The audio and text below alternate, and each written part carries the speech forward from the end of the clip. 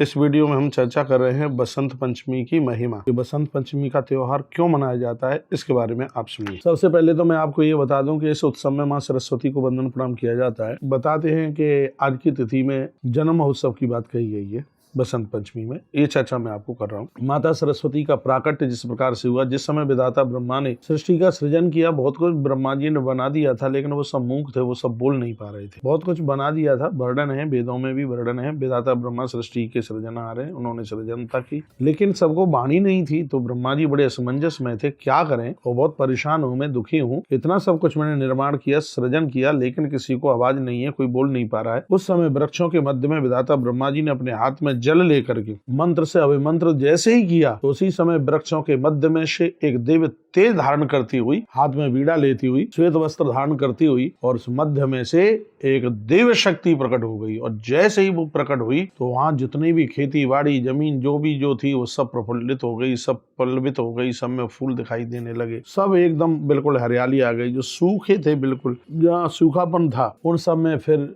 द्वारा से उसमें सब हरियाली आ गई। जो वृक्षों के ऊपर पत्ते नहीं थे, उनमें पत्ते आ गए, और नदियों में भी आवाज होने लगी, सब जगह सब में से स्वर निकलने लगा। उसी समय विधाता ब्रह्मा ने उस देवी को कहा, हे देवी, लोग तुझे सरस्वती के नाम से जानेंगे, तुझे वाणी की अधिष्ठात्री देवी के रूप में तुझे माना जाएगा। जो तेरी वंदना करेंगे आज की तिथि में, उनको तुम भरपूर ज्ञान दे दोगी, उसके पास किसी भी प्रकार की कोई कमी नहीं रहेगी ज्ञान की। तुम्हें ज्ञान की भंडारिणी के नाम से जाना जाएगा। तब से लेकर के अभी तक हम सब माता सरस्वती की पूजा करते हैं। इस पे बसंत पंचमी वो सब खिल रहा था, सब आनंद हो रहा था, सब बढ़िया हो रहा था, इसलिए इसको फिर इस पंचमी को बसंत पंचमी के नाम से जाना गया। भगवान श्री कृष्ण ने माँ सरस्वती की बड़ी महिमा बढ़ाई और ये वरदान दिया था कि जैसे भगवती राधा रानी का बहुत वंदन और पूजन है। हे देवी, इस तिथि में सब तुम्हारी पूजा करेंगे, और जो तुम्हारी पूजा करेंगे उनके पास में कभी किसी भी प्रकार की कमी नहीं रहेगी। वो सब विद्या के वारिद हो जाएंगे, वाणी भूषण हो जाएंगे। तो मैं आप सबको कहना चाहूंगा, यह दिन बड़ा पावन है, और देखिए वाणी सबको चाहिए। माता सरस्वती का आह्वान करें, वंदन करें, पूजन करें। इसी वीडियो में मैं इनकी पूजा की भी अभी आपको विधि बताऊंगा। रामायण काल से भी एक कथा जुड़ी है। ऐसा बताते हैं कि भगवान प्रभु श्री राम जी ने नवदा भक्ति का जो ज्ञान है माता सबरी को, वो इसी तिथि में दिया था,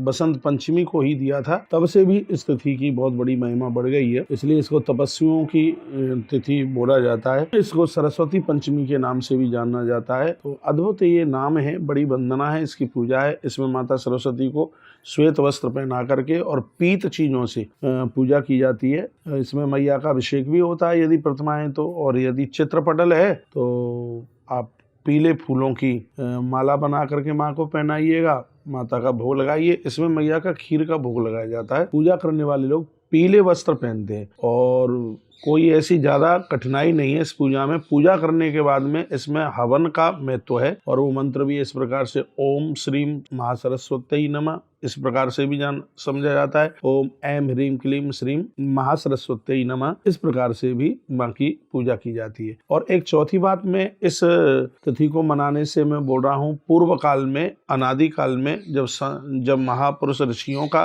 वो जीवन था, उस समय उनके गुरुकुल में आज के दिन से ही बच्चों का एडमिशन प्रवेश होता था, उनका जनेऊ संस्कार होता था। विशेष रूप से बसंत पंचमी के ही दिन गुरुकुलों में बच्चों का यज्ञोपवीत जनेऊ संस्कार होता था।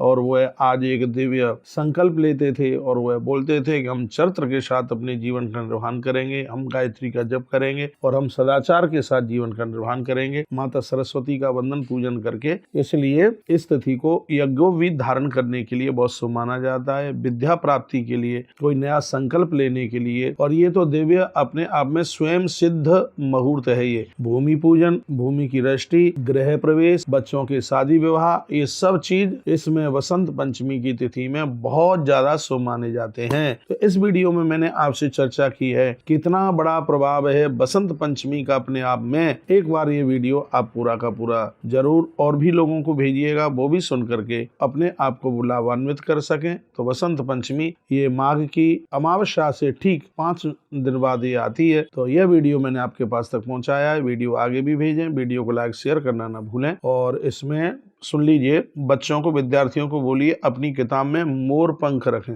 भगवान श्री कृष्ण के मुकुट में मोर पंख है। उन्होंने सरस्वती को वरदान दिया कि हे देवी, जो तेरी पूजा में अपने ग्रंथों में मोर पंख रखेंगे उनकी विद्या अपने आप में सिद्ध हो जाएगी। ग्रंथों में मोर पंख रखा जाता है। ये जो दिव्य है इसमें कोई संकल्प के साथ में, और आप कोई भी सत्कर्म का कोई संकल्प आप ले सकते हैं, कुछ बढ़िया कर सकते हैं। इसमें जप कीजिए, पूजन कीजिए और माँ को प्रार्थना कीजिए। आप छोटे बड़े बूढ़े जो भी कोई हैं, माँ को वंदन जरूर करें, माँ को पूजन करें। ये मैंने वसंत पंचमी की महिमा आपको बताई। इस दिन एक दिन पहले रात्रि को गंगाजल भरा जाता है शंख में। बसंत पंचमी वाले दिन उस शंख की खूब पूजा होती है, और उसके फिर दूसरे दिन यानी छठवीं को वही शंख का जल है, वह कोई मुंह कहे तुतलाता है और वो ठीक से बोल नहीं पाता है, तो वो शंख का गंगा जल है उस बच्चे को पिलाया जाता है, जिससे वाणी खुल जाती है। तो ये वसंत पंचमी तो बिल्कुल एकदम हर्ष और उल्लास, जैसे वृक्ष फूल जाता है, खिल जाता है, उसी प्रकार से मानव जीवन खिल जाता है। ऐसी वीडियो मुझे आपके पास तक पहुंचानी थी और आपने सुनी, इसके लिए आपका बहुत बहुत धन्यवाद। जय श्री कृष्णा, जय श्री राम, जय गौ माता, जय राधे श्याम।